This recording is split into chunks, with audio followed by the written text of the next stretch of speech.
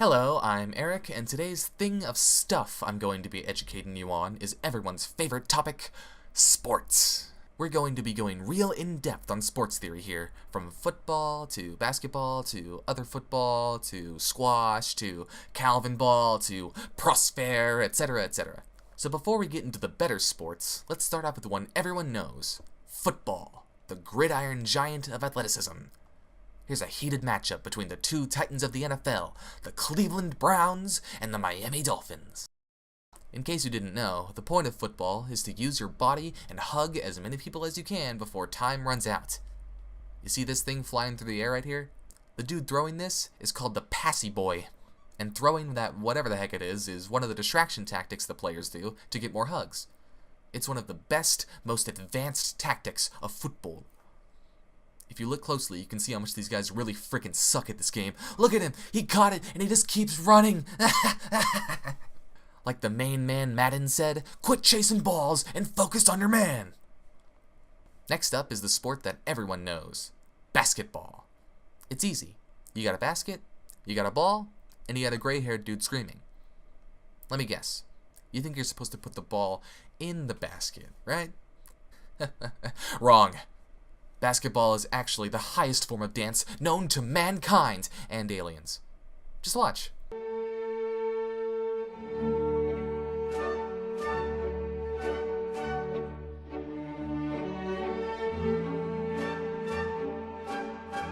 Sometimes they'll do this annoying move over and over where they just run back and forth across the stage.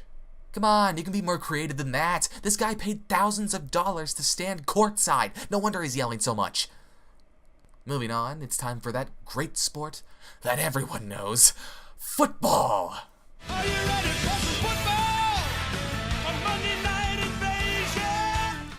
Football.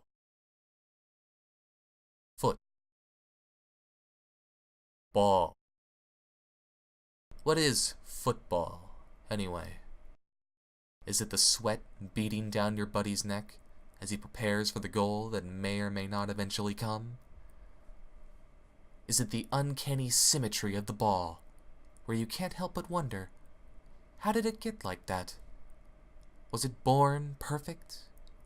Or is it the blood, sweat, and tears of every horrific injury sustained in the name of kicking a polyester sphere across what would really make a better garden than playground? We may never know. Still with me? Good. Introducing the amazing athletic smorgasbord that everybody knows! Cliff diving! Without a parachute. Maybe not. Maybe you'd be more interested in a sport that everyone doesn't know.